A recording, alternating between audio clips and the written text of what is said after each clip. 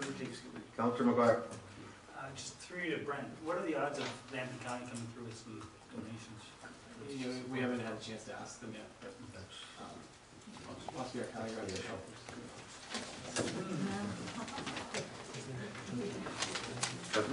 Yes, just to eliminate any unnecessary conflict or confusion, I do think you have to have one leader. You can't, yes, we're working in partnership, but we can't have two people that have equal say on this. So we have to have a final leader, that's the experts that we're potentially hiring with, I think it's as well a $10,000 very wise investment.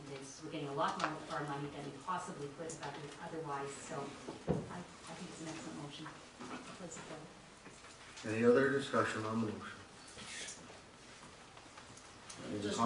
Just to Brett, I have no problem working with you, Brett, And if I may, I think as far as staff involvement, as long as we're extended the usual courtesy of copied on emails, we're invited to meetings and we're involved in the project. I think we that's due diligence. All in favor of the motion? Opposed? Carried. Thank you. Thanks, Carl.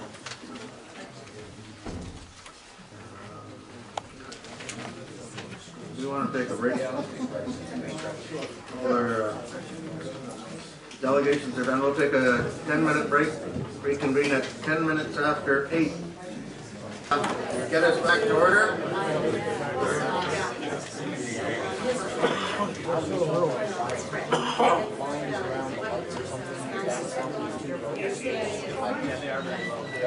No, those are communications. He knows that.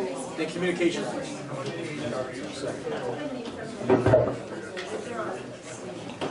That would make that to the microphone. All right. Get everybody back to order, and we're at 8.1 on the minutes of the Economic Development Committee on March 21st. Sure, I'll just let everyone know that the next meeting is April 16th at 7 p.m. at the Shores Recreation Center downstairs, and I'll just make a motion to receive and file. Second by Councillor Scott. Any questions on those minutes? All in favor? Carried. Thank you.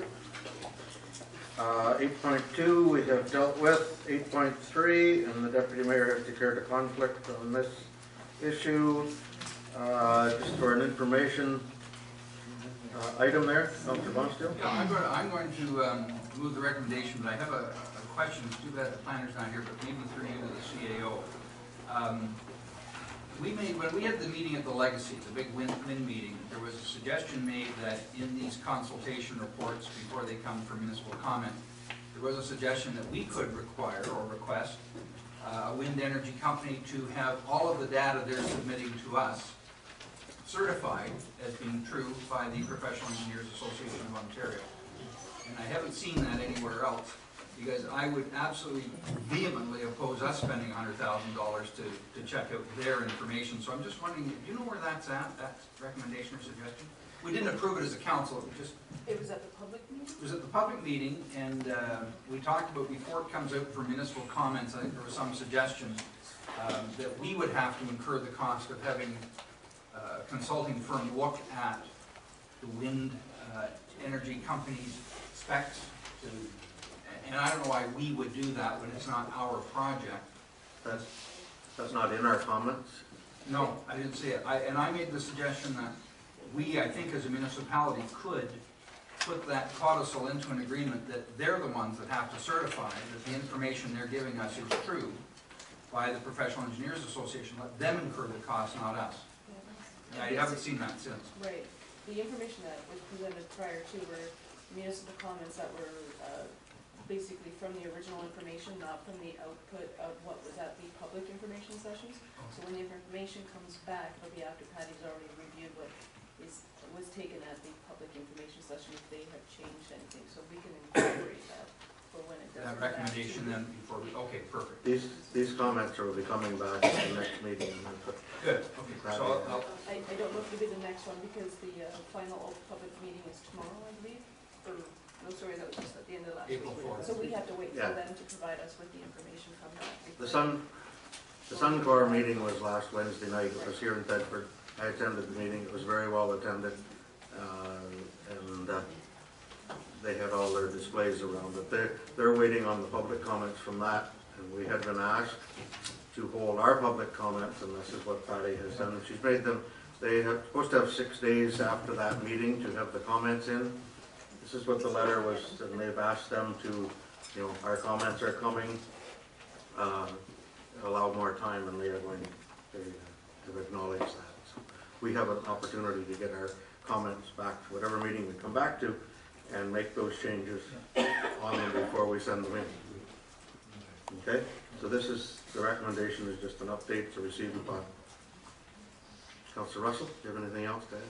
No, because the last report we had from the planner and I think Carol, I think it was that there were no engineers to be hired anyways. Do you remember that report? Yep. Wasn't that part of the report? So there's none to hire, so we couldn't afford to hire them. It was catch-22. They own all of them, right? So I mean, that suggestion was always a very valid one, but get them to be certified that the reports are valid and the structure. Excellent. Okay.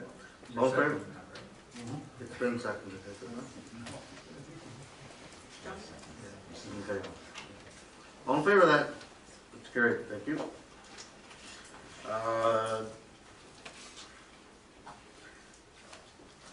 8.4, Reach for the Beach. There's a recommendation there that we support this event and that the rental fee for this event be waived.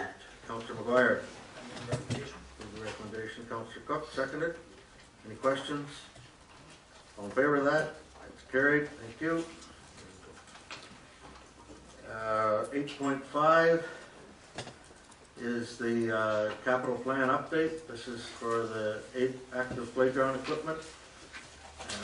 Recommendation there to approve that. Also purchase the sound damping equipment for the X Park. There's a recommendation. Councillor Underwood. Yes, I move that recommendation. Second by Councillor Scott. Any questions on that? Councillor Cook. Just for the sound dampening, does that just get added into the whole project cost thing, Brent? Or was it? Well, we had $4,000 budgeted this year to do some landscaping, so we can reallocate the tree purchases to operating because the treasurer informs me that it's not necessarily a capital item. So we'll use that $4,000 and then accommodate it elsewhere in our recreation budget. Councillor Munster. I just wanted the treasurer inform you that. What about the CAO? I'm just kidding. All in favor of that motion? Thank you.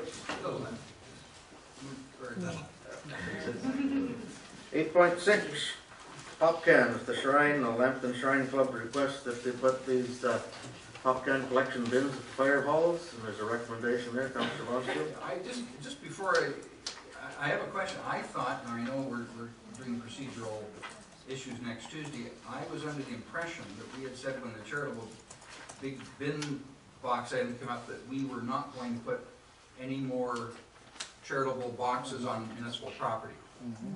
And that's why the report came forward for council's consideration, because we thought that this decision should be made by council based to follow that policy. Carol, for a reason.